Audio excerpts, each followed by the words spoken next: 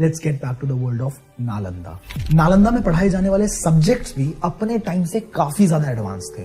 जो हम आज पढ़ने का सोचते हैं ना, वो तब प्रॉपरली सिखाया जा रहा था। Theology, grammar, logic, astronomy, metaphysics, philosophy and what not. उस समय पे नालंदा यूनिवर्सिटी में 10,000 से ज्यादा बच्चे और 2,000 से ज्यादा टीचर्स होते थे। इसका कैंपस बहुत ही विशाल था। इसमें कई मोनास्ट्रीज, लाइब्रेरीज और ऑडिटोरियम्स भी थे। कहा जाता है कि इसके शिखर पर हजारों स्टूडेंट्स और टीचर्स रहते थे, जो कि 10 किलोमीटर लंबा और 5 किलोमीटर चौड़ाई में फैला हुआ था, जिसमें 108 ब्लॉक्स और 11,000 से भी ज्यादा कमरे थे, जिसमें से आज सिर्फ 11 ब्लॉक्स ही खोजे गए हैं। ये कैंपस इतना बड़ा था ना कि आज उसमें उत्खनन के बाद भी 14 हेक्टेयर में फैले हुए उसके सिर्फ रिमेन्स मिले हैं, which is just 10% of the total university. Nalanda university को 5वीं शताब्दी में सम्राट कुमार गुप्त ने बनवाया था। 5वीं से 12वीं शताब्दी के बीच में Nalanda was at its peak of imparting knowledge. गुप्त से लेकर पाल डायनेस्टी, हर एक साम्राज्य का नालंदा को इतना स्पेशल बनाने में पूरा योगदान था।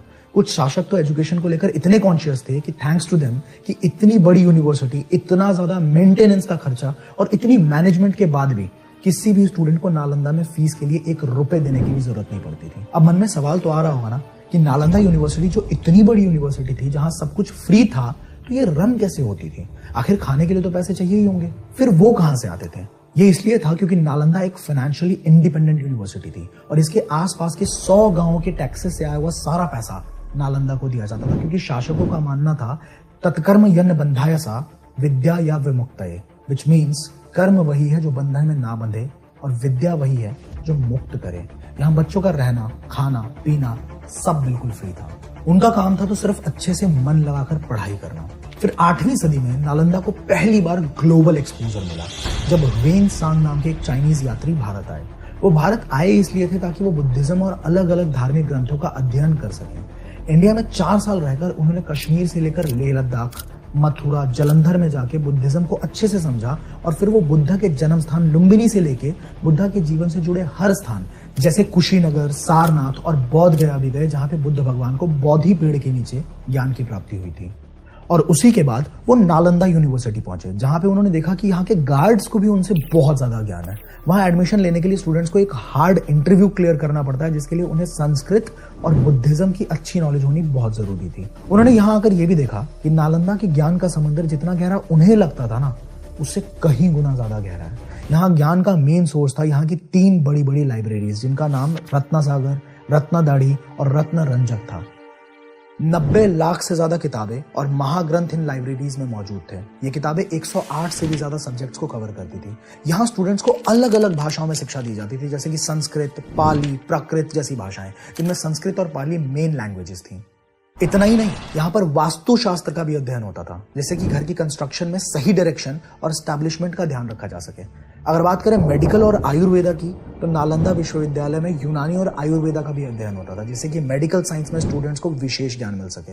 यहाँ पे दर्शन शास्त्र, तर्क, चिकित्सा, ज्योतिष जैसे और भी अलग अलग सब्जेक्ट्स शामिल थे। ये थी हमारी भारतीय ज्ञान की धरोहर।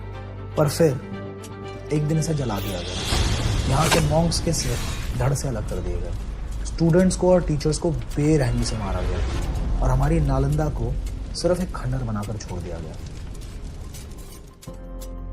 इसकी शुरुआत हुई चोरी से, जब ह्वेन सांग इंडिया से वापस गए और साथ में 657 बुद्धिस्ट टेक्स्ट्स, 150 बुद्धिस्ट रेलिक्स को 520 बक्सों में बंद करके चाइना ले गए। इंडिया से चाइना तक का सफर उनके लिए आसान नहीं रहा, जिसकी वजह से रास्ते में वो सिंधु नदी में डूबते डूबते बचे भी, लेकिन फिर भी वो काफी सारी किताबें अपने साथ ले जाने में सक्सेसफुल हो गए, जैसे कि मार्शल आर्ट्स जो कि नालंदा यूनिवर्सिटी में सिखाई जाती थी, जो वहां जाके निंजा और कुंफू कराटे बन गए, वास्तुकला जो अब वहां पे फेंग शुई के नाम से जानी जाती है, न्यूक्लियर टेक्नोलॉजी से लेके धनुष बाण चलाने तक, एक्यूप्रेशर और हीलिंग का ज्ञान भी ह्वेन सांग हमारे देश से ही किताबों के रूप में ले गए और आज वही चाइना में अलग अलग तरीकों से सिखाई जाती है। इसके बाद नालंदा पूरी दुनिया की नजरों में आ चुका था, तो इसे खत्म करने के लिए दुनिया भर से अलग अलग रूलर्स ने यहाँ बार बार अटैक्स किए और फिर 1193 में सबसे खतरनाक आक्रमण हुआ नालंदा पर, जिसने उसे खाक करके रख दिया। बख्तियार खिलजी, जिसका पूरा नाम इस्लामिक मोहम्मद बिन बख्तियार खिलजी था, जो कि अफगानिस्तान के खिलजी काबीले से था, ये 12th सेंचुरी में हिंदुस्तान में राज करने वाले खिलजी डायनेस्टी का एक सेनापति था। उसे दिल्ली सल्तनत में एक विशेष पोस्ट हासिल करनी थी, इसलिए उसने बैटल फील्ड्स में लड़ाइयां कर करके बिहार और बंगाल के कुछ एरियाज में कब्जा कर लिया। ऐसा करते करते एक बार वो बहुत बीमार हुआ। बहुत सारे उपाय और हकीमों के इलाज के बाद भी उसकी सेहत में कोई सुधार नहीं आ रहा था। तब उसे किसी ने एडवाइस दी कि नालंदा यूनिवर्सिटी के आयुर्वेदा डिपार्टमेंट के प्रिंसिपल राहुल श्रीभद्र ही उसका इलाज कर सकते हैं, लेकिन बख्तियार खिलजी को मुसलमान के अलावा किसी हिंदू से इलाज करवाना मंजूर नहीं था और उसने इस सलाह को इग्नोर कर दिया। लेकिन जैसे जैसे उसकी तबीयत और बिगड़ने लगी और उसके पास कोई रास्ता नहीं बचा, तो वो मजबूरन राहुल श्रीभद्र जी से ही इलाज करवाने के लिए तैयार हो जाता है। लेकिन उसने राहुल श्रीभद्र जी को चैलेंज किया कि मैं काफिरों की दी हुई कोई भी दवाई नहीं खाऊंगा, अगर तुम सच में बुद्धिमान हो तो मुझे बिना दवा खिलाए ठीक करके दिखाओ। राहुल श्रीभद्र जी ने उसका ये चैलेंज एक्सेप्ट कर लिया और उसको एश्योरिटी दी कि आप बहुत जल्दी ठीक हो जाओगे। आचार्य जी ने खिलजी को एक कुरान लाके दी और कहा कि इसके कुछ पन्ने आपको रोज पढ़ने हैं।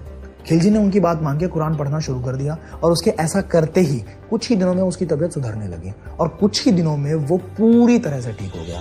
ये देख के खिलजी शॉक्ड था कि आखिर सिर्फ कुरान पढ़ने भर से मैं ठीक कैसे हो गया। उसने इसके पीछे की वजह जानने की कोशिश की। तब आचार्य जी ने उसे बताया कि मैंने कुरान के पन्नों पे दवाई लगा दी थी, क्योंकि आचार्य जी को पता था कि किताब पढ़ते हुए पन्नों को पलटते वक्त खिलजी थूक का इस्तेमाल जरूर करेगा और ऐसा करते हुए दवाई उसके अंदर चली जाएगी और वो ठीक हो जाएगा। ये सुन के खिलजी बौखला गया। उसे बहुत ज्यादा इनसिक्योरिटी और जेलसी हुई कि दूसरे धर्म और देश के लोगों के पास ऐसी शिक्षा और ऐसा ज्ञान है जो उसके देशवासियों और हकीमों के पास नहीं है।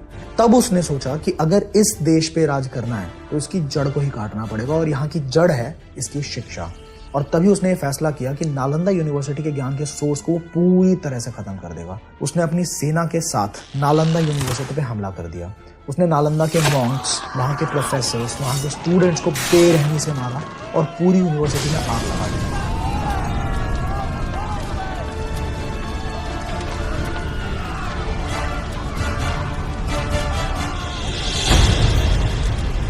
ये अटैक इतना भयानक था कि नालंदा 3 महीने तक लगातार जलती रही। हमारी किताबें, सारी इंफॉर्मेशन, वो खूबसूरत यूनिवर्सिटी का इंफ्रास्ट्रक्चर सब जलकर राख हो गया। इतनी किताबें जली कि इस धुएं को शांत होने में 6 महीने से भी ज्यादा लग गए। एक बार जरा सोच कर देखो, आज इंडिया पूरी दुनिया में अलग अलग रीजन से जाना जाता है, चाहे चंद्रयान हो या आदित्य L1 हो या फिर कोविड जैसी महामारी से लड़ने के लिए वैक्सीनेशन हो। ये सब तो तब है जब हमसे हमारी ज्ञान की धरोहर छीन ली गई। अगर आज हमारे पास नालंदा का खजाना होता तो आज हमारा देश कुछ और ही होता। ये डिस्ट्रक्शन इतना बड़ा था ना कि 12वीं सदी के बाद 19वीं सदी तक भारतवासियों को कोई अंदाजा भी नहीं था कि नालंदा नाम की कोई यूनिवर्सिटी भी थी। ये तो हमें तब पता चला जब ह्वेन सांग की लिखी हुई किताब CU की में नालंदा विश्वविद्यालय की पूरी डिटेल्स के बारे में पढ़ाया गया। ये किताब आज भी ऑक्सफोर्ड की लाइब्रेरी में मौजूद है। और उसके बाद आर्कियोलॉजिकल सर्वे के द्वारा 19वीं सदी में नालंदा यूनिवर्सिटी की खुदाई शुरू की गई, जिसमें से अभी सिर्फ 10% लैंड एरिया ही मिल पाया है। ये थी उस ज्ञान के समंदर की झलक जिसकी शुरुआत हमारे ही घर से हुई है, पर हमारे ही लोगों को आज तक भी इसके बारे में पूरी इंफॉर्मेशन नहीं है। आज नालंदा एक यूनेस्को वर्ल्ड हेरिटेज साइट है। इसे रीस्टोर करके रिक्रिएट करने पे भी काम शुरू हो चुका है, पर जो नुकसान ज्ञान का, ग्रोथ का, कल्चर का भारत ने देखा है ना, वो रिपेयर नहीं किया जा सकता।